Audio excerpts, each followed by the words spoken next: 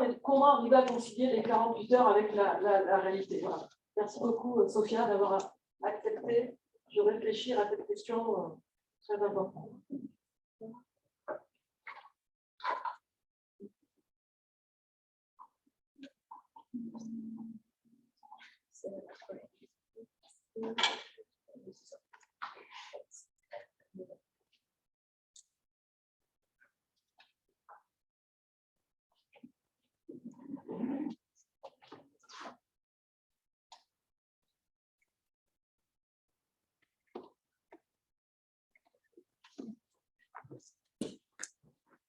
Bonjour à tous, merci beaucoup pour l'invitation et l'opportunité de parler de ce sujet du temps de travail des internes.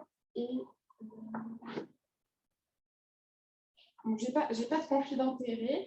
Donc la problématique du temps de travail des internes, c'est un sujet qui anime finalement la littérature depuis plusieurs années. On peut retrouver des études qui sont assez anciennes, 71 pour celle-là dans le New England, qui regardent les effets du temps de travail sur la privation de sommeil et qui en regarde les conséquences avec, on peut voir une altération de l'attention avec des erreurs d'interprétation d'examens paracliniques qui sont assez simples. En tout cas, on est censé savoir les interpréter de façon correcte en réanimation. Et là, on voyait que les internes qui étaient privés de sommeil avaient plus d'erreurs. Et puis, dans l'autre partie de la diapositive, on voit les altérations des fonctions sociales et psychologiques avec de l'anxiété, de l'agressivité, de la tristesse. Et donc, finalement, on voit depuis les années 2000 des mesures qui ont été mises en place pour la régulation de ce temps de travail avec, déjà en 2002, la mise en place du repos de sécurité obligatoire après une garde de nuit et qui a mis un petit peu de temps à rentrer dans l'organisation courante des services et une dizaine d'années pour devenir vraiment courant, et on ne se pose presque plus la question actuellement de savoir s'il va y avoir un repos de sécurité ou pas. Et la deuxième loi en place, c'est 2011, et la réduction du temps de travail à 48 heures. Alors, la loi actuelle, c'est le Code de santé publique, avec une mise à jour en 2020, à l'occasion de la réforme du 3e cycle, qui définit le temps de travail des internes en demi-journée. Donc 8 demi-journées de formation en stage, plus une demi-journée de formation hors stage, et le tout ne doit pas dépasser 48 heures sur une période de 7 jours et calculé sur une moyenne d'un trimestre. Et là, ce qui est intéressant quand même quand on regarde cette loi, c'est que le temps de travail est défini en demi-journée. Et la demi-journée, elle n'est pas précisée. Ça laisse un peu de flexibilité. Et puis, on voit la deuxième point, c'est que c'est moyenné sur un trimestre. Là encore, ça laisse de la flexibilité pour l'organisation dans les services, notamment dans les services où il y a une continuité des soins qui est nécessaire avec des périodes de plus ou moins grande intensité. Et ça, je trouvais ça quand même très intéressant de souligner ce point. Le deuxième point que je voulais revoir, c'est pourquoi 48 heures, parce que moi, je me suis vraiment posé la question, parce que 48, ce n'est pas 35, et je me dis, pourquoi ils ont choisi 48, pas 60, 48, c'était étonnant. Et en fait, dans le Code du travail, on retrouve ces 48 heures, et c'est la durée hebdomadaire maximale d'un salarié, c'est défini dans la loi à 48 heures. La difficulté, c'est que le statut d'interne est un peu particulier. C'est certes un salarié, mais c'est aussi un étudiant, il est en formation, et donc il rentre en partie dans le Code du travail. Le constat actuel, et pourquoi on en parle encore aujourd'hui du temps de travail, c'est une étude déclarative réalisée par l'INSEE en 2020, et on voit que les internes de médecine intensive réanimation déclarent travailler environ 60 heures par semaine. Et quand on regarde les autres spécialités à garde ou avec une continuité des soins, l'anesthésie-réanimation et la médecine d'urgence, finalement, ils sont aussi aux alentours de 60%. Et 60, c'est pas si mal finalement. Quand on regarde, on se dit il faut passer de 60 à 48, il va falloir réduire encore le temps de travail.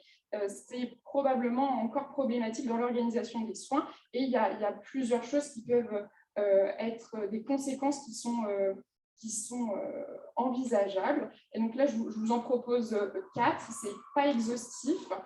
Et je vous propose quelques solutions éventuellement pour ces problématiques. Donc, la première, c'est la modification de l'équilibre vie privée-vie professionnelle, dont on parle quand même beaucoup en ce moment, avec l'amélioration de la qualité de vie au travail. Et pour ça, il y a une étude qui a été publiée il y a une quinzaine d'années par un groupe français qui s'attachait à regarder les facteurs associés au burn-out. Et il montrait que le nombre d'heures travaillées par semaine était directement associé au burn-out. Et là, dans cette étude, les médecins déclaraient travailler une soixantaine d'heures par semaine. Donc ça, c'est un premier point. Les deux autres points, il n'y a pas de littérature sur le sujet, mais c'est des sujets dont on parle énormément en ce moment. Favoriser l'épanouissement personnel, c'est l'injonction de la société en ce moment. Il faut être épanoui au travail et dans sa vie privée. Et moi, je pense quand même que libérer du temps de l'hôpital, ça permet aussi de dédier un temps de formation et de participation à des travaux non cliniques. Donc ça, c'est le premier point. Le deuxième point, c'était la difficulté sur la continuité des soins. Donc effectivement, diminuer le temps de présence des internes dans les services, ça risque d'augmenter le nombre d'intervenants pour un même patient, de diluer l'information, de perdre la continuité de la prise en charge et finalement de faire moins bien la réanimation. Et il y a cette étude que j'ai trouvée vraiment intéressante, New England 2014, les auteurs avaient regardé l'implémentation d'un système de transmission standardisé. Et donc, ils avaient regardé 5000 admissions d'urgence, puis après l'implémentation de ce programme, encore 5000, ils ont regardé le nombre d'erreurs médicales. Donc, la transmission, elle se déroulait comme ça. Premièrement, un mot sur la gravité du patient. Soit sur une échelle, soit de façon extrêmement claire. C'est un patient très grave, instable, c'est le plus instable, de façon extrêmement claire. Après, brièvement, l'histoire de la maladie, qui, depuis son admission jusqu'au moment de la transmission, les actions qui avaient été entreprises et celles qu'il faudra faire au cours de la garde ou de la journée, si c'était la journée. Et c'était une sorte de to-do list. Et puis, quatrième point, c'était les situations particulières sur les points d'attention qu'il fallait surveiller. Et déjà anticiper sur si le patient il présente ça, on a déjà un peu réfléchi et on ferait plutôt ça. Et donc tout ça, c'était très standardisé. Et puis enfin, le dernier point, c'était un rétro-contrôle. La personne qui recevait la transmission synthétisait en une petite phrase ce qu'il avait compris de la situation. Et quand on regarde les résultats de cette étude, les erreurs médicales étaient significativement moins importantes après l'implémentation de ce modèle de transmission standardisé. Et le deuxième point, quand on parle de continuité des soins, de diminution du temps de présence des internes à l'hôpital, c'est l'augmentation, puisqu'on n'augmente pas le nombre d'internes en même temps, donc on va augmenter la charge de travail. Et effectivement, encore une étude du New England, deux emplois du temps comparés, un emploi du temps où on faisait comme d'habitude, plus de 24 heures ou plus, et un autre où on réduisait le temps de travail, et là c'était moins de 16 heures de plage horaire. Et on regarde encore les erreurs médicales. Et dans cette étude, on voit que finalement, quand on fait comme d'habitude, on fait moins d'erreurs que quand on réduit le temps horaire des internes. Et en même temps qu'on augmente les erreurs, en fait, on augmente le nombre de patients par médecin dans le groupe intervention. Et la conclusion des auteurs, ils rappelaient les recommandations américaines qui avaient été publiées il y a 10 ans, qui disaient qu'effectivement, il fallait réduire le temps médical, mais ils mettaient en garde, parce qu'effectivement, réduire le temps médical, certes, mais il faut mettre en place les ressources humaines et matérielles qui vont avec.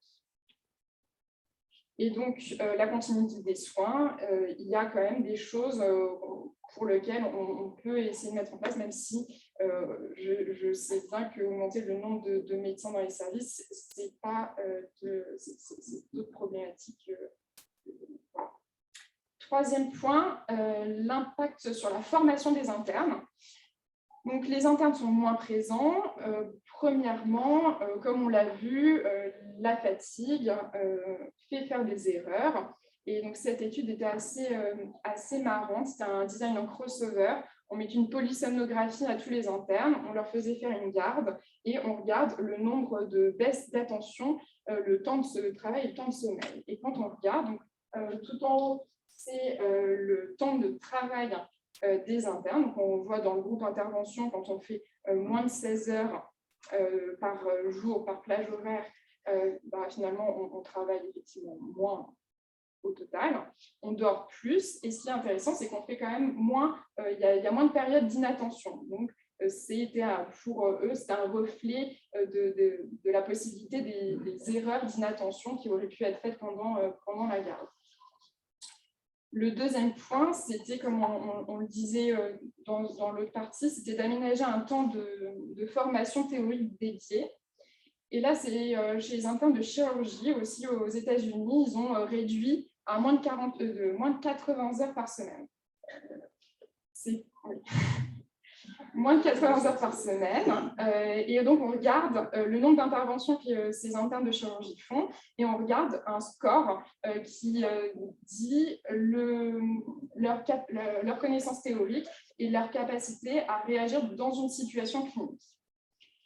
Et de façon étonnante, ils passent de fait beaucoup moins de temps à l'hôpital, mais ils font le même nombre d'interventions finalement. Et quand on regarde, là c'est la figure, 2004 c'est la loi de restriction aux 80 heures, et finalement ils passent moins de temps, mais finalement ils ont des meilleurs résultats sur les connaissances théoriques et la mise en pratique de leurs connaissances.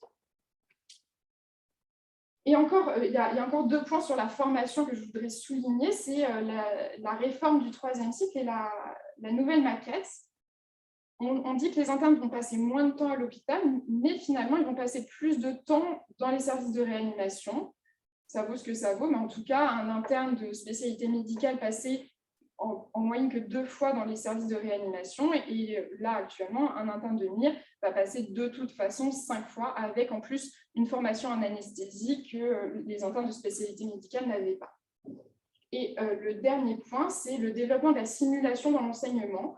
Et finalement, l'enseignement formalisé tout court, quand on regarde cette étude, c'était il y a une dizaine d'années. L'effectif est certes tout petit, mais c'était assez intéressant. Il y a un groupe traditionnel avec l'enseignement au lit du malade, comme on fait habituellement, et puis un groupe où, avant qu'ils arrivent en réanimation, on fait 2 heures de cours théoriques et 2 heures de simulation.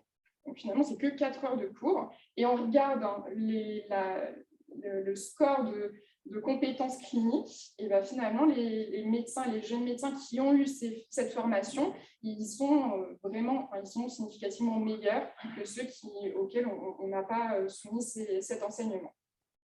Donc ça, je trouvais ça aussi assez intéressant. Et enfin, le dernier point, c'est dans la société qui évolue, le changement du rapport au travail, l'injonction, comme on disait, d'avoir un épanouissement personnel qui va, je pense, jouer vraiment sur l'attractivité de la discipline auprès des plus jeunes, avec, puisque encore aujourd'hui, les externes, quand ils pensent médecine intensive réanimation, ils pensent garde, on ne dort pas, on travaille beaucoup, on est toujours à l'hôpital, et finalement, c'est probablement moins vrai que ce que l'imaginaire collectif et social. Et donc, en même temps que la modification du rapport au travail dans la société, il y a une modification de la place, je pense, du médecin dans la société, du regard même du médecin par rapport à son travail et de la place du médecin dans les processus décisionnels des structures dans lesquelles il travaille. Et tout ça crée un peu une perte de sens, et notamment une perte de sens du soin. C'est pas vrai, je sais, dans toutes les structures, et ça dépend un peu de la taille et des autres occupations des structures, mais c'est assez vrai, avec une hiérarchisation des actes médicaux. On a, ça c'est le travail de l'interne, ça c'est le travail de chef de clinique, de l'assistant, du PA, du PU, et c'est très segmenté, et c'est un peu à l'origine de conflits de génération, avec une incompréhension de toutes ces problématiques et de tout ce qui a déjà été acquis. Et donc, en conclusion, Les 48 heures, finalement, c'est inscrit dans la loi, donc c'est une obligation légale. Le problème, c'est qu'il y a pour l'instant, visiblement, de toute façon, un problème de moyens. On a vu quand on respecte, en fait, il faut augmenter le nombre de médecins pour ne pas augmenter la charge de travail. Ça accompagne des modifications sociétales et il y a une volonté de qualité de vie au travail, de qualité de vie en général. Il y a des enjeux d'attractivité pour la spécialité et il y a effectivement une problématique de conflit générationnel. Alors, une organisation, je ne pense pas. Je pense qu'il y a plusieurs organisations qui sont possibles selon les services et selon les enjeux de chaque service. Les choses que moi je vois en ayant fait ce travail, c'est revaloriser un peu la mission du soin de la prescription au lit du patient. Et puis le travail en équipe, c'est pas parce qu'on n'est pas là à tel jour que en fait, le patient c'est plus le nôtre, on s'en préoccupe plus. On a un devoir d'anticipation des examens complémentaires et de toute la prise en charge du patient, même quand on n'est pas là. Et ça, peut-être que nos générations ont un peu moins conscience de ça. Et puis, surtout, pas de compte d'apothicaire. On l'a vu, la loi, elle est flexible. Il y a des périodes plus ou moins chargées. Et je pense que ça, c'est vraiment un point sur lequel aussi nos générations, il faut qu'on réfléchisse à ça. Et ce n'est pas 48 heures. Et puis, une fois que j'ai fait mon 48 heures, je pars et ce n'est plus mon problème. Et donc, en pratique, il y a, comme on le disait, une problématique de ratio du nombre d'internes et du patient sur la charge de travail. Mais il y a déjà des solutions qui ont déjà été trouvées par des services pour essayer de lisser un peu tous ces volumes horaires avec des repos compensateurs, des journées off clinique et des semaines off. Et finalement, ça ne marche pas si mal, ça réduit effectivement le temps de travail des internes, même si c'est déclaré pas à 48 heures, ça reste quand même une réduction significative. C'est déjà des efforts, un peu d'espoir. Je vous remercie de votre attention. Merci pour ce topo très clair et à la fois didactique et bien étayé sur le plan scientifique. Est-ce qu'il y a une question, un commentaire? Juste dans l'intervalle, pour une petite provocation pour m'amuser, mais en fait, tu te bases sur des études américaines, beaucoup de New England, qui sont vachement intéressés à ça, qui leur permet de passer de 80 heures à 60, mais pas de 60 à 48. Oui, je sais. En fait, quand on regarde dans la littérature, il n'y a pas beaucoup de choses de 60 à 48. C'est des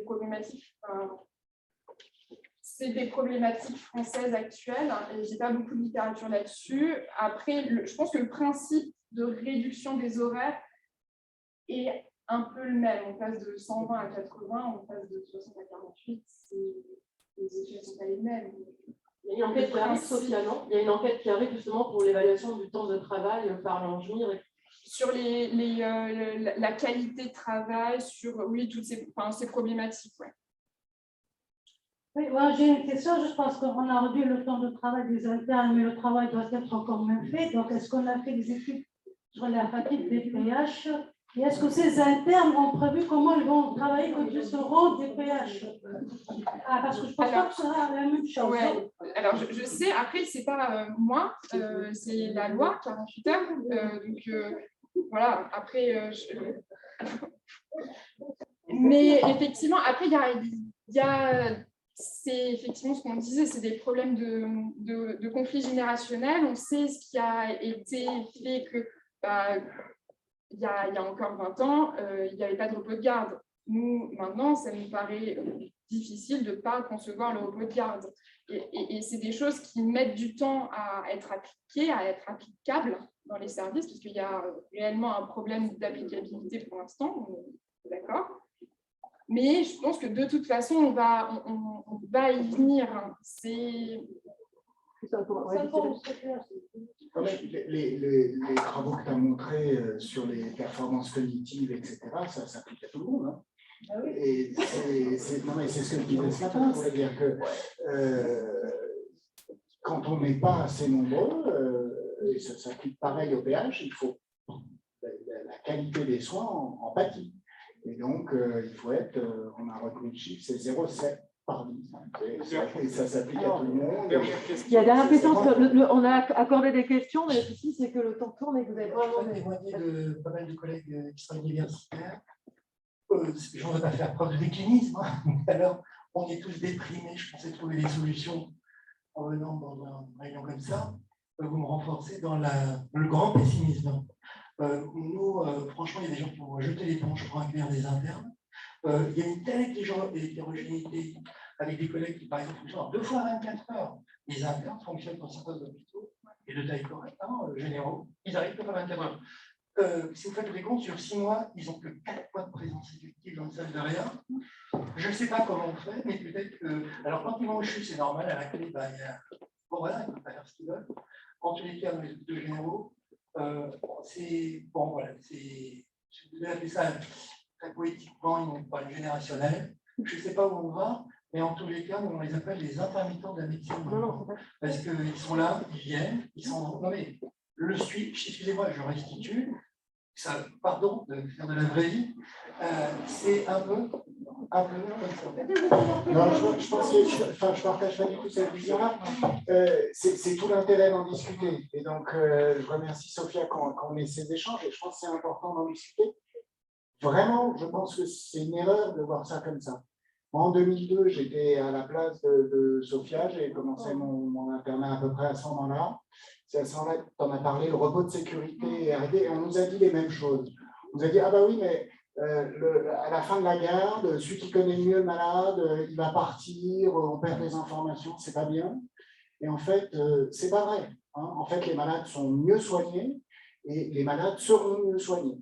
Et donc, après que ça nécessite des discussions entre nous, de trouver les modalités, les fonctionnements, c'est pas simple, c'est pas simple.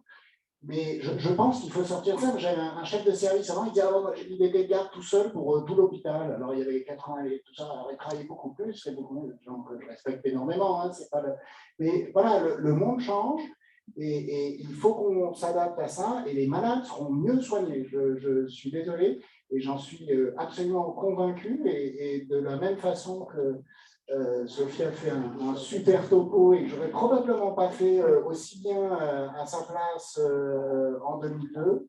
Et ben, de la même façon, je suis absolument convaincu qu'elle soignera mieux les malades dans des équipes bien plus efficaces que ce qu'on est aujourd'hui et qu'on va collectivement progresser dans ce sens-là. Après, il ne faut pas sous-estimer la difficulté. Il y a un travail et je pense qu'on y contribue en discutant. Vraiment, le nombre d'internes a aussi à jouer. Si effectivement, si vous avez 3 internes, vous ne les verrez jamais. Mais on doit... Je vais dire un mot qui va dans le sens de ce que tu viens de dire et un mot pour dire là où il ne faut pas que ça arrive. J'ai vécu l'absence de repos de garde et la présence de repos de garde après. On ne fait pas sa garde de la même manière en sachant que le lendemain, on rentre chez soi ou on soigne. C'est-à-dire que quand on sait que le lendemain, de toute façon, c'est fini, on a beaucoup plus, en tout cas c'est mon cas, beaucoup plus de présence la nuit, on est beaucoup plus attentif, on veille beaucoup plus sur les choses parce qu'on sait qu'on n'a pas à rester le lendemain jusqu'au soir et qu'on ne tiendra pas. Quand vous savez que vous devez durer jusqu'au lendemain soir, vous savez que si vous ne dormez pas 2 heures ou 3 heures, vous êtes mort. Donc, voilà. Donc, on ne le vit pas de la même manière et donc ça, c'est quelque chose que... Après, on ne dit pas qu'il n'y a pas une problématique d'organisation. J'ai juste mes collègues infectiologues qui disent juste quelque chose qui ne doit pas être le plus utile de ça. Ils disent, moi, quand j'étais interne, des infectiologues, c'est moi qui racontais le malade dans la semaine à mes seniors. Maintenant, ils ont tellement de journées d'absence que c'est moi qui leur raconte l'histoire du malade et l'évolution du malade. Et je ne vois pas comment ils peuvent comprendre l'évolution du malade quand c'est moi qui leur raconte. C'est pour ça aussi que c'est un travail en équipe. Donc, on prévoit l'année prochaine une journée sur le temps de travail des internes. On va s'arrêter là-dessus. C'est vraiment. Mais en fait, on voit que tout est lié. Le nombre de médecins titulaires dans les services, le nombre et le temps de travail de tout le monde. Mais évidemment, de toute façon, ça va transférer comme ça. Un interne qui a 48 heures ou 50 heures, quand il est interne, il ne va pas bosser 70 heures plus tard. Et donc, c'est un problème de nombre d'équivalents temps plein dans les services. On en vient. Oui, mais peu importe la génération, les jeunes actuels, ils sont vieux demain. Donc, c'est comme ça que on s'arrête là et on remercie. Merci beaucoup, Sophia, c'est brillant. Et on a donc Sacha Sarfati qui vient parler des docteurs juniors, puisqu'on est en milieu de première promotion en docteur junior, et donc parler un petit peu de l'organisation et de ce nouveau statut pour l'avenir, cette 5e année du DESMIR créé en 2017. Merci Sacha.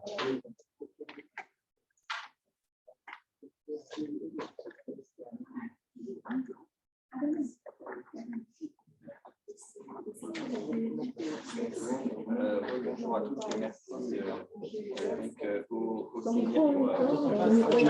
Si tu veux te déplacer, je peux te donner un point. Très bien, donc bonjour à tous, merci pour l'invitation. Voilà, donc je vais vous présenter là aujourd'hui donc les recommandations qu'on a publiées donc, dans la revue Médecine intensive et réanimation. Donc, c'est un groupe de travail de l'Angmir pour la mise en place de la phase de consolidation, aussi appelée docteur junior, dans nos services. Alors, je sais bien que pour l'instant, le docteur junior 2000 est une denrée rare, puisque la première promotion tourne autour d'un effectif de peut-être une cinquantaine de personnes, et avec les masters et les canals, je pense qu'à l'heure actuelle en France, il n'y a pas énormément de docteurs juniors, mais et encore moins en école universitaire, j'en suis désolé, mais probablement que sur les prochaines années, ça va arriver, on espère. Et puis, voilà, donc comme c'était quelque chose de nouveau, on a décidé de travailler sur cette problématique pour qu'il y ait un petit peu une communication entre nous tous. Alors, je n'ai pas fait de diapo de conflit d'intérêt, j'en suis désolé du coup par rapport au topo précédent, mais je précise que j'ai un conflit d'intérêt majeur puisque je suis moi-même docteur junior actuellement. Voilà. Donc, la réforme, alors quelques mots donc rapidement, donc c'est la réforme du 3e cycle, comme vous connaissez, la phase de consolidation s'appelle docteur junior et ça a instauré le régime de l'autonomie supervisée. Et donc, qu'est-ce que c'était l'autonomie supervisée? On ne savait pas trop, enfin personne ne savait trop ce que c'était, donc c'est être senior un peu, mais pas trop. Voilà. Donc nous, on a voulu parler de ça et puis. Ouais, donc, on a accès, enfin, la conclusion totale de ce travail, ce qu'on avait en tête avant de commencer, c'est que vraiment, il faut surtout qu'il y ait du dialogue, c'est ce qui est le plus important entre les étudiants et leurs responsables pédagogiques. Il faut qu'il y ait de l'accompagnement, puisque c'est vraiment très important que le projet soit concerté et soit développé tout au long de la formation. Et puis, ça reste, ça c'est assez important aussi, ça reste vraiment une étape de la formation. On est encore, même si on est presque professionnalisé, on est quasiment en fin de formation, ça reste vraiment une étape encore de la formation initiale et donc ça c'est important. Voilà, donc quelques mots sur l'enquête qui nous a aidé à faire ça, mais comme j'ai eu l'occasion de la présenter déjà l'an dernier à cette même journée, je vais passer assez vite. Donc c'était sur 3 promos du DESMIR réalisés voilà, en 2020 et 2021. Et on a eu donc un peu plus d'une centaine d'internes qui nous ont répondu. Donc pour la suite des choses, on a utilisé une terminologie particulière. Donc quand c'est utilisé nécessaire, le terme nécessaire, ça veut dire que vraiment on considère que c'est le premier ordre et qu'il faut, on sait qu'il y a des contraintes, hein, on a bien l'impression qu'il y a des contraintes, mais il faut essayer de suivre cette recommandation. Et on a utilisé souhaitable quand voilà, quand les circonstances sont un peu plus malléables et que soit on se met d'accord avec l'interne concerné, soit la situation ne peut ne pas se traiter. Voilà, donc tout de suite, je commence avec les recommandations. Le premier point, c'était donc l'organisation des stages. Et donc, une des questions principales était comment on va organiser? Donc, il y a 2 stages de docteur junior, comment ils vont s'organiser. Donc là-dessus, on a considéré qu'il était nécessaire donc, que l'interne soit libre de l'organisation de ces 2 semestres de phase de consolidation concernant à la fois les lieux et l'ordre de réalisation. Et donc qu'il est nécessaire de laisser aux internes la possibilité de faire soit 2 stages différents d'un semestre, soit un stage de 2 semestres. Donc ça, c'était vraiment important parce que, comme on va le voir par la suite, le docteur junior s'inscrit dans un projet de formation, pas seulement professionnel, en vue de l'insertion professionnelle, mais c'est un projet de formation. Et donc, c'est important qu'on puisse garder la possibilité de organiser les 2 stages comme on le fait. Et puis, alors, bien sûr, il faut que cette organisation soit concertée entre. Alors, je suis désolé, mes diapos ne passent pas très bien. Et donc, il est vraiment important que cette organisation soit concertée entre l'interne et son responsable pédagogique, c'est-à-dire principalement son coordinateur de l'ES, mais pas que, pour que le projet personnel soit vraiment optimisé et qu'il y ait quelque chose qui s'inscrive bien dans l'environnement local. Voilà, donc là les données de l'enquête étaient assez claires. Hein. La majorité des internes étaient défavorables au fait de passer 2 stages dans le même service. Et on voit bien d'ailleurs dans les lieux qui étaient envisagés, il y avait un peu de tout. Alors, il y avait une partie importante de CHU exclusif, mais quand même quasiment la moitié des répondants qui envisageaient de faire CHU et extra. Voilà. Ensuite, nous avons dit qu'il était souhaitable de permettre aux internes de réaliser des stages hors subdivision pendant l'année de consolidation. Donc, hors subdivision, c'est synonyme d'interchu. Donc, les principaux, le rationnel de ça, c'est que l'interchu, ça s'anticipe beaucoup. Parfois, c'est plus d'1 an pour faire les démarches administratives. Voilà. Donc, sur un internat de 5 ans, quand on démarre, on découvre, donc on n'a pas forcément beaucoup de temps. Donc, c'est vraiment important de laisser cette possibilité jusqu'au bout de l'internat. Et puis, comme on le disait avant, la diversité des terrains de stage, de voir comment on fait différemment, c'est vraiment important pour le projet pédagogique. Et donc, il ne faut pas fermer cette barrière, il ne faut pas fermer la porte à cette possibilité de faire des interchus, même en docteur junior, puisque des fois, ça s'y prête plus que avant. Voilà. Et enfin, nous avons considéré qu'il était souhaitable de ne pas conditionner le lieu de réalisation de l'année docteur junior au projet de post-internat. Pourquoi? Parce que c'est vraiment 2 choses différentes. Alors évidemment, il y a une continuité, il y a une très forte continuité. La formation ne s'arrête pas d'un coup, mais le docteur junior, c'est la dernière année d'internat et c'est vraiment encore la formation initiale. Et quand on aura fini ça, on sortira de la formation initiale et on va travailler. Alors on va être chef de clinique, assistant, ou même maintenant PH directement, c'est une possibilité qui est envisageable. Et donc, on passera dans le domaine vraiment de l'insertion professionnelle, de la formation continue. Et donc, voilà, c'est pas, les deux n'ont pas nécessairement à être en relation. Il faut que le tout s'organise convenablement avec l'interne.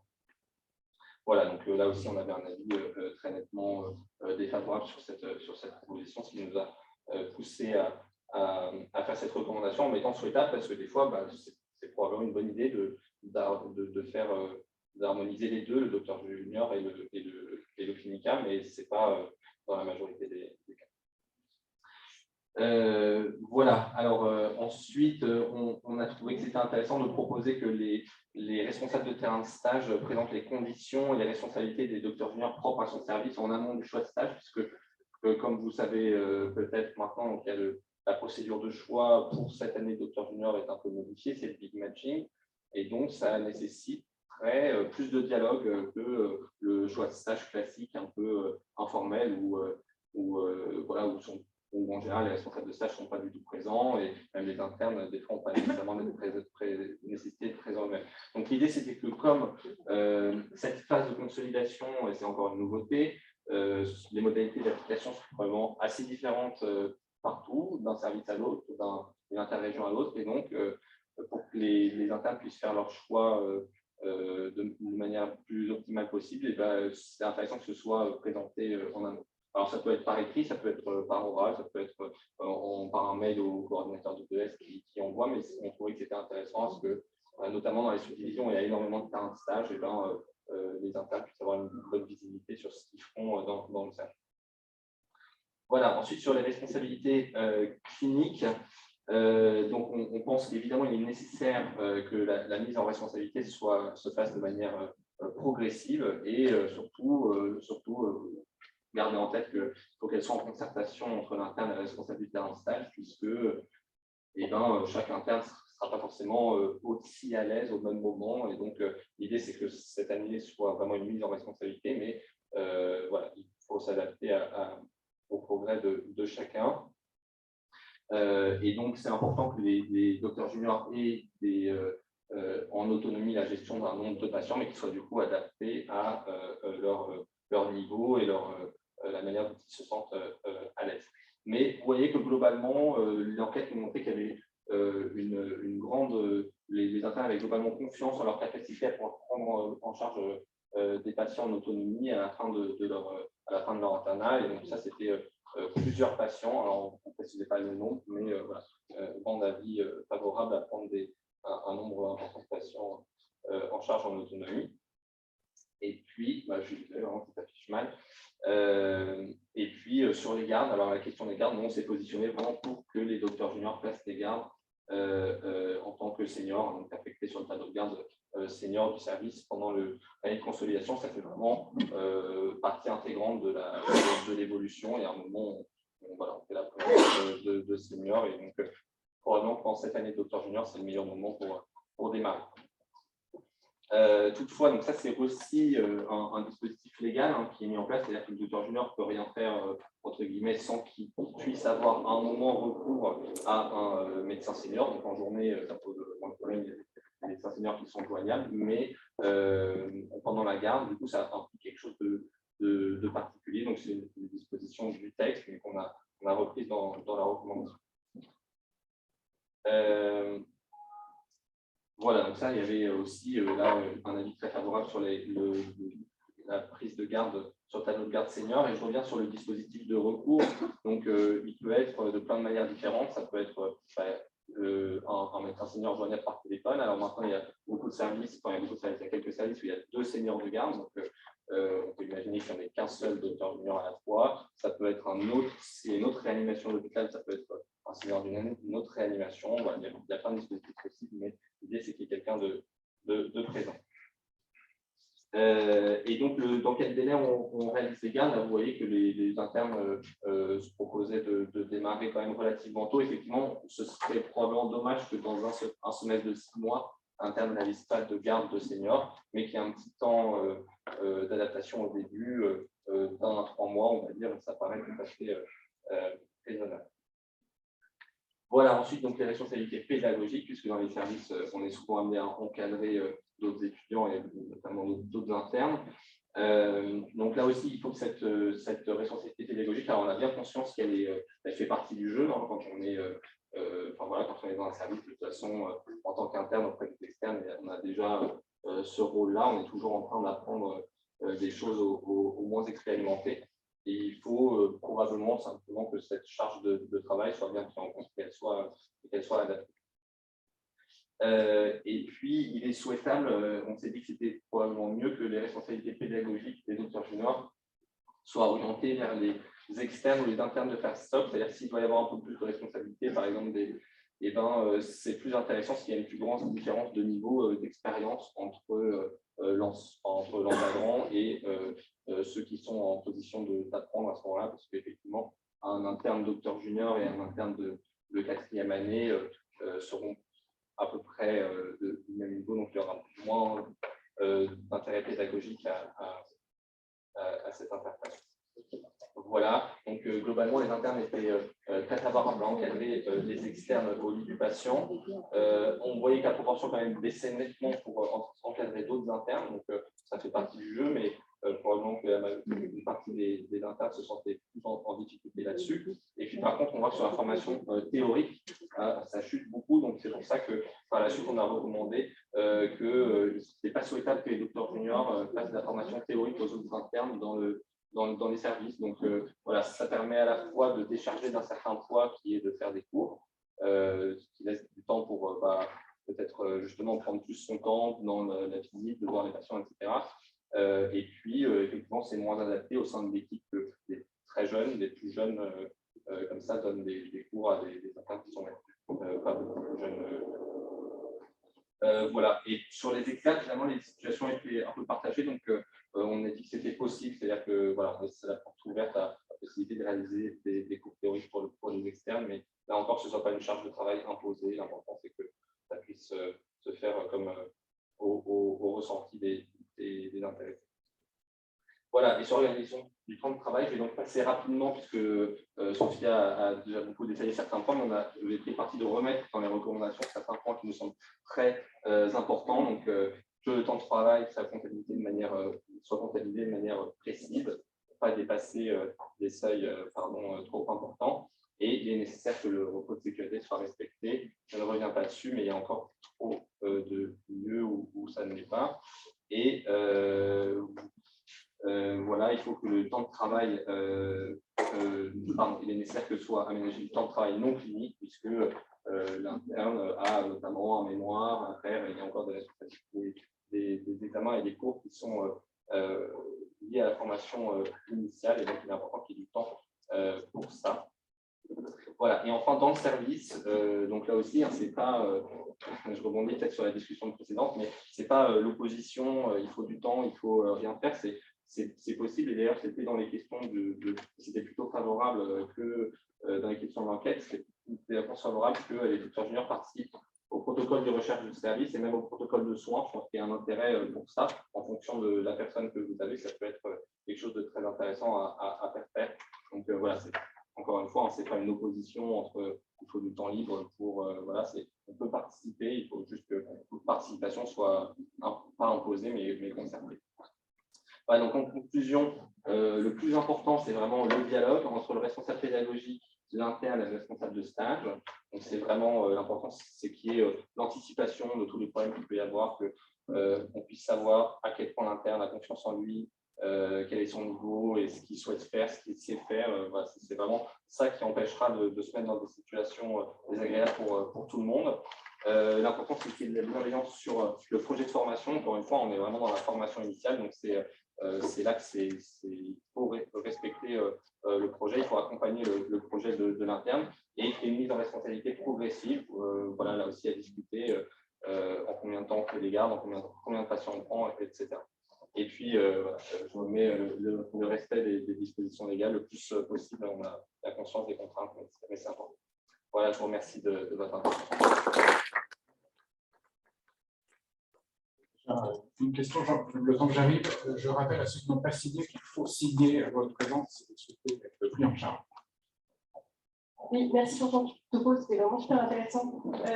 Concrètement, comment tu vois de façon parfaitement adaptée la mise en charge progressive, même si j'entends bien que tu dois t'adapter à chaque individu, que nous, on a fait probablement une erreur lors du précédent semestre, et que la montée en charge, on s'est dit, le senior reste dans son bureau pendant que le tuteur junior a le téléphone, puis ensuite, on sera à la maison, on sera accessible, et il aura un interne avec lui. Et il a dit que c'était une vraie souffrance d'être tout seul avec le senior dans son bureau. Je pense que malheureusement, il n'y a pas de recette miracle. Enfin, ça aurait très bien pu peut-être marcher avec beaucoup d'autres personnes. Donc, je pense qu'il n'y a pas de fonctionnement unique, quoi. Donc, je pense que dans un premier temps, surtout si l'interne n'est jamais passé dans le service avant, c'est qu'il y ait une évaluation le plus possible par les seniors et par le responsable du terrain de stage de comment ça se passe au quotidien. Donc, c'est-à-dire que déjà sur les visites, comment sur les visites ça se passe, quel est le niveau de prise d'autonomie, quel est le niveau de prise de décision. Et ça, déjà, quand on a un petit peu de recul sur le quotidien, on a vite une idée, je pense, de comment ça peut se passer sur une garde. Et après, le délai, moi, je pense qu'il y avait là dans l'enquête beaucoup de gens qui se positionnaient pour faire des gardes sans délai. Je pense que c'est bien qu'il y ait quand même un petit délai d'adaptation au service, ce d'autant plus que l'équipe est nouvelle, que si c'est un stage dans lequel on n'est pas passé, on ne connaît pas les infirmiers, on ne connaît pas les internes, etc. Je pense que c'est vraiment des choses à prendre en compte. C'est pour ça qu'il n'y a pas une réponse particulière, et donc malheureusement, là sur cet exemple-là en particulier, le fait que le senior soit dans son bureau, ça aurait pu aussi très bien se passer, mais pas de réponse à la question. Merci beaucoup. Pour que tout le monde puisse prendre son train, pour ceux qui en ont à prendre, je propose qu'on s'arrête là. Un grand merci à tous les intervenants, aux modérateurs, tous les participants. J'étais très heureux. On se revoit en présentiel. Et donc, on se donne rendez-vous au plus tard l'année prochaine pour la 4e journée. Et il y a l'Assemblée générale du collège qui aura lieu le 5 juillet. Merci beaucoup. Bon retour à tous et à tous.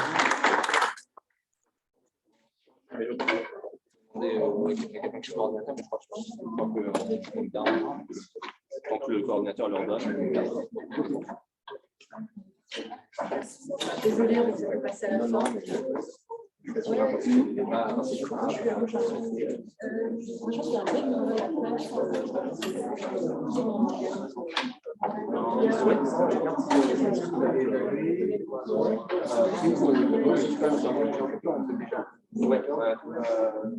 là, on va faire une démonstration senior et on commence à mettre en place un terme senior. Est-ce que ça, vous avez essayé de ressentir? Ouais, alors c'est une des solutions. On n'a pas évalué spécifiquement, ça va être un propos de centre. Il y en a qui le font. Par exemple, le Chalib, il y a un universitaire avec le même comme ça. Ça fait vite décharger, effectivement les PU, c'est pour décharger les PU, travailler dedans et les gardes à la place et c'est ça le dispositif, c'est il y a un terme sécurisé avec un terme senior ça on va considérer que c'est un tiers des gardes et un tiers de garde, c'est un terme et un senior.